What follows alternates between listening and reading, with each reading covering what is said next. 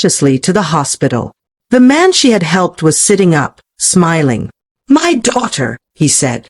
"You're an angel." Mina shook her head, embarrassed. "I only helped. Not many people would." He reached into his bag and brought out a white envelope. "Please accept this. I own a small factory. We always need good people. If you ever want a different life, come." Mina thanked the man but didn't take the money. "I'm not ready to leave the salon yet," she said. "But I'll keep your number." He smiled. "Then take it for emergencies. Not everyone helps a stranger." When she returned to the salon, Asha raised a brow. "Big car came for you. You don't enter VIP level." Mina laughed. "No VIP. Just kindness." Fina pulled her aside later. "Why didn't you take the job?" "Because I'm not done here yet," Mina answered. "I still have more to learn." That night, Mina stared at the man's card. It was clean, white, and full of promise. But her heart told her to wait. Months passed, and business at the salon grew. Mina started bringing in her own clients. One woman, Madame Bola, loved her work so much she began recommending her to others in high society. "You have magic fingers," she always said. One day, she sat Mina down. "Why are you still working in a roadside salon?" Mina blinked. I need the job." "But you should have your own space. I have a shop in my compound. I'll give it to you. You'll just pay monthly."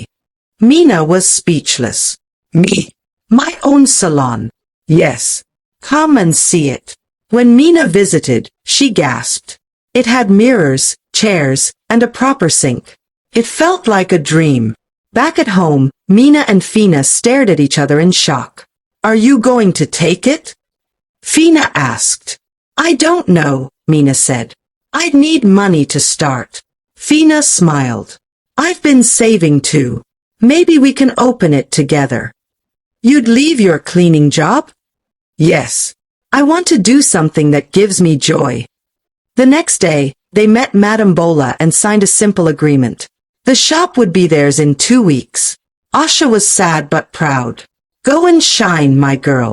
You deserve it." Mina hugged her tight. "Thank you for everything. I won't forget." "You better not." Opening day was nerve-wracking. Mina and Fina cleaned, decorated, and prayed. They named the place, Touch of Light. They painted the words themselves, laughing as paint splashed on their faces. The first customer was a girl with natural hair. Mina took her time, treating her like royalty. Fina swept and offered chilled water. Word spread fast. Within a week, they had regular clients. Madame Bola visited often. "You two make me proud." "Thank you for believing in us," Mina said. "You earned it," she replied. Mina started writing down their daily income in a small notebook. "We're building something real," she told Fina. "Yes. Something strong." One evening, Mina sat outside the salon, watching the sunset. A boy selling Puff Puff passed by. She bought 2 and shared them with Fina. "You ever think about home?" Fina asked. "Sometimes," Mina replied. "But not with longing. Just to remember." "I think we should visit one day," Fina said, "to show them who we've become." Mina thought for a while. "Maybe. But I'm not ready yet." "Neither am I." They sat quietly, the soft glow of their signboard lighting their faces. "We're not just survivors anymore," Mina said. "No," Fina agreed. "We're builders." Trouble came the way it often does. Suddenly, a man came into the shop one morning, claiming the landowner had sold the entire compound. They had 30 days to leave. "But we paid rent." Mina protested. "Take it up with Madame Bola. I only follow order." Mina called Madame Bola repeatedly, but her phone didn't go through. She visited the woman's house. Gone. Empty.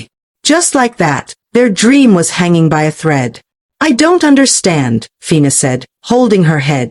"We can't give up," Mina replied. "We'll figure it out."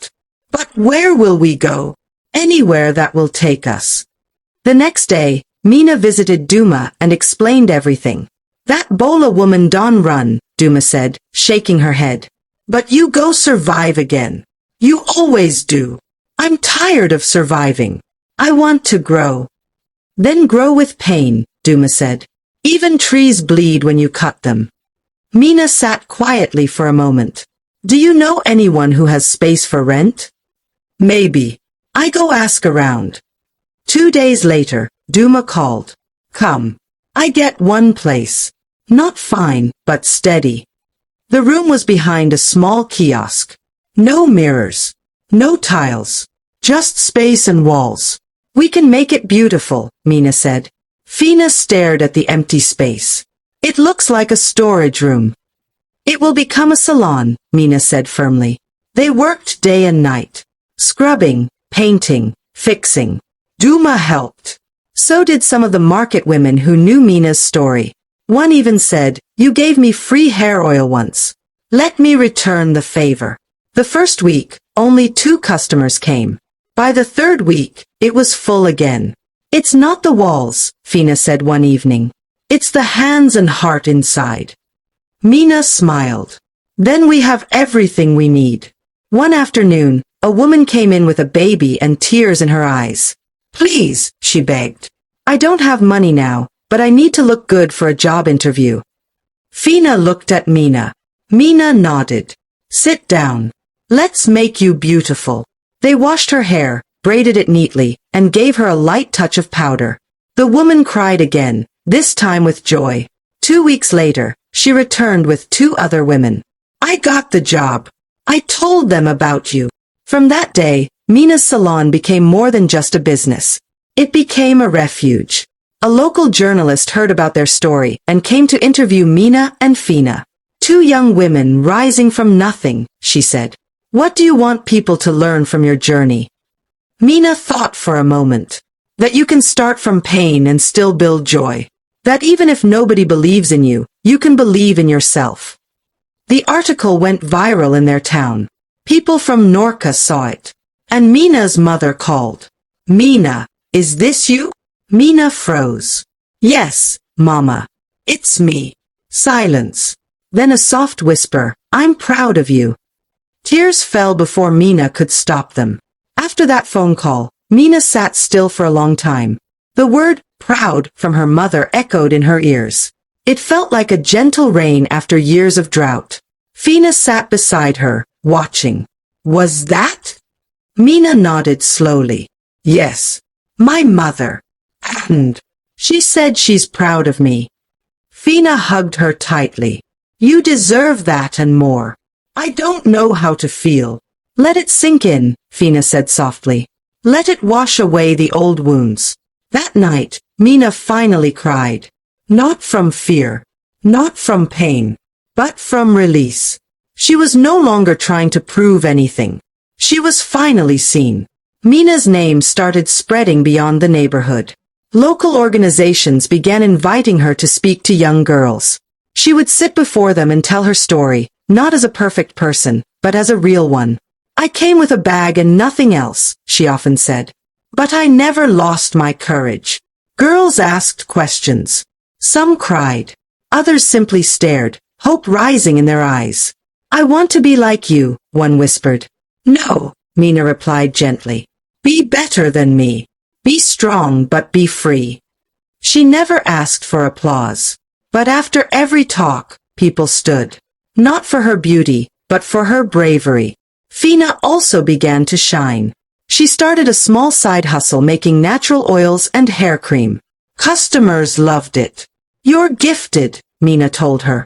Fina blushed. I learned from you.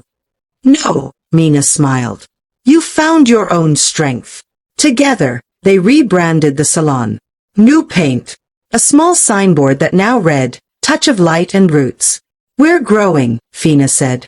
Yes, Mina nodded. We're not just building a business, we're building a legacy. From 2 scared girls in a crowded room, they had become 2 women touching lives with grace. One cloudy evening, as Mina swept outside the salon, a familiar figure walked toward her. It was her younger brother, Decca. She froze. He stopped a few feet away, holding his cap tightly in his hands. Mina! Decca, I came to see if it's really you. She didn't know whether to smile or cry. How's Mama? She asked. She's fine. She misses you. They stood in silence, the city's noise humming in the background. I was angry at you for leaving, he said. But now, I understand. Mina stepped forward and hugged him. I missed you too. Decca stayed 2 days in the city, sleeping on the extra mattress in their small room. Fina cooked, and they laughed late into the night. I thought you'd become proud and never look back, Decca said one night. I was never proud, Mina replied. I was just broken. He looked at her with admiration. You fixed yourself. No, she said. I rebuilt. Before he left, he looked at the salon and whispered, This is beautiful. You'll come back again, she asked. Every time I need courage, he said with a grin. Mina watched him leave, her heart full. Months later, Mina received an invitation to speak at a major conference for women in business.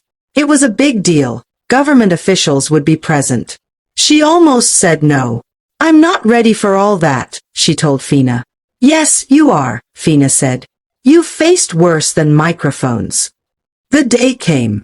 Mina wore a simple dress, tied her hair in a bun, and stood before a room of hundreds. I was once told I'd come back crying, she began. But here I am, still standing, still growing, still brave. The applause was thunderous. Mina didn't cry. She smiled. The recognition brought more clients and more attention. Mina and Fina decided to open a second branch in a nearby community where young girls had limited opportunities. We'll train them, Fina said. For free. Yes, Mina agreed. Let's give them what we never had. They rented a small space and called it the Second Light. Girls from the area came, shy, unsure, but willing. One of them, a 13-year-old named Lila, reminded Mina of herself. She bent one day and whispered to her, Don't let your fear be louder than your dreams. Lila smiled. I'll try. That's enough, Mina said. One evening, Mina received a surprise visitor, Deo, the factory owner's nephew. You again, she teased. He laughed. Yes. Still offering that job, by the way. She shook her head, amused. I think I've built my own job. I see that, he said, looking around. It's impressive. They shared tea on a bench outside. He asked, Do you ever rest? Not really. You should. You've earned it. For a moment, silence passed between them. Not uncomfortable, just thoughtful.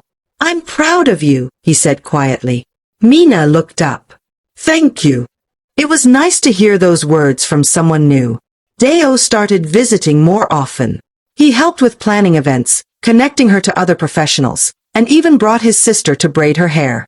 I like what you stand for, he told Mina. One day, Fina cornered Mina and asked with a smirk, So, what's happening? Mina blushed.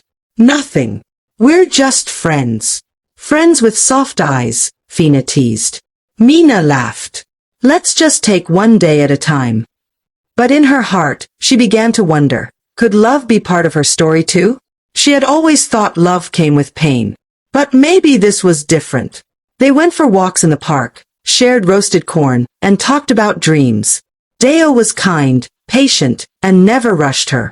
One evening, as they walked back from an event, he stopped. I don't want to confuse you, Mina. But I want to say this clearly. I admire you. Deeply. Mina looked at him. Her chest rose and fell slowly. I admire you too, she said. But I need time. You'll have all the time you need, he replied. He took her hand, not forcefully, just enough to say, I'm here. And she let him. Things at the second branch picked up. Mina and Fina brought in a third partner, Lila's older cousin, Tenny, who was a fast learner. We're growing again, Fina said. Yes. Like a tree with new branches, Mina added. They organized a mini graduation for the first set of trainees. Parents came. Girls danced.